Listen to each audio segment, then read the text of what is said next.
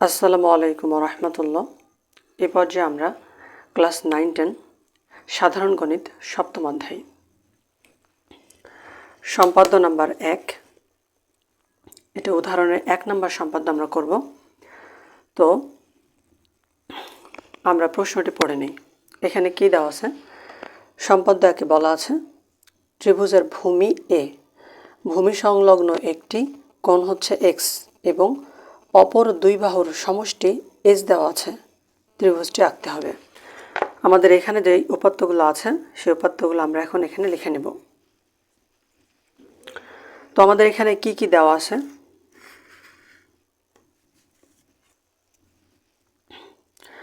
প্রথম বলছে ত্রিভুজের ভূমি এ, তাহলে আমরা এখানে এ দিব। এই সমান আমরা নিলাম হচ্ছে 5 সেন্টিমিটার। এরপর বলছে ভূমি সংলগ্ন একটি কোণ এক্স। আচ্ছা, আমরা একটা কোণ নিব, সে কোণটা হচ্ছে এক্স। যেহেতু এখানে কোণের কোনো মাপ বলে দেয়নি, তাই আমরা আমাদের মন মতো কোণ নেব। তো আমরা এখানে আমরা এখানে 60 ডিগ্রি কোণ নেব।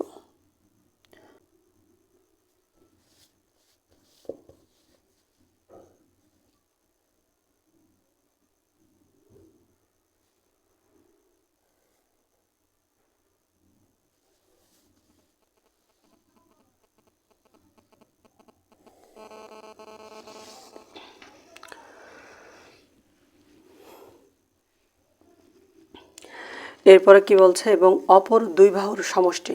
দুইটি বাহু কিন্তু একসাথে আছে, এখানে দুই বাহুর সমষ্টি হচ্ছে এস দেওয়া আছে। তো আমরা এখানে দুই বাহুর সমষ্টি এস, এটা আমরা নিলাম হচ্ছে 7 সেন্টিমিটার। বলছে ত্রিভুজটি আঁকতে হবে।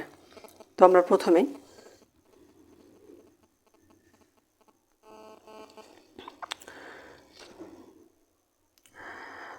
আমরা যে কোনো রশ্মি, আমরা প্রথমে একটা যে কোনো রশ্মি টেনে নেব। তো আমরা যে কোনো রশ্মি প্রথমে বিএফ, আমরা যে কোনো রশ্মি বিএফ অঙ্কন করি। এবার বিএফ থেকে এ এর সমান করে আমরা বিসি অংশ কেটে নিলাম। এবার বিসি এর বি বিন্দুতে আমরা কোণ এক্স এর সমান করে একটি কোণ অঙ্কন করব।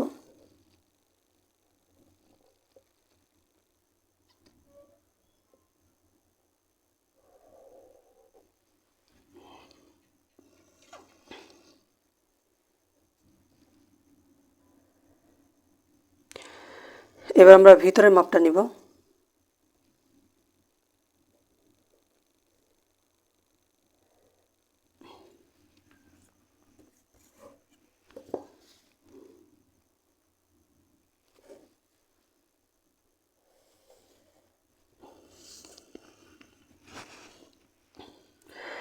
এবার আমরা বিডি রশ্মি অঙ্কন করলাম। বিডি রশ্মি থেকে আমরা এস এর সমান করে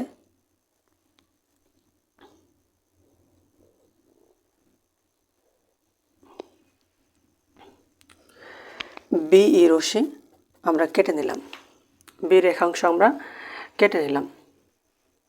এবার আমরা ইয়াসি যোগ করে দেব।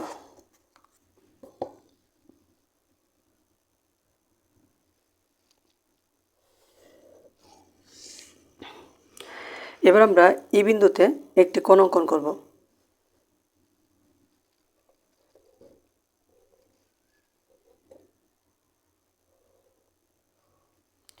সেম এই কোণের মাপে আমরা এখানেও একটি কোণ অঙ্কন করব। এই কোণের আমরা ভিতরে মাপটা নিব।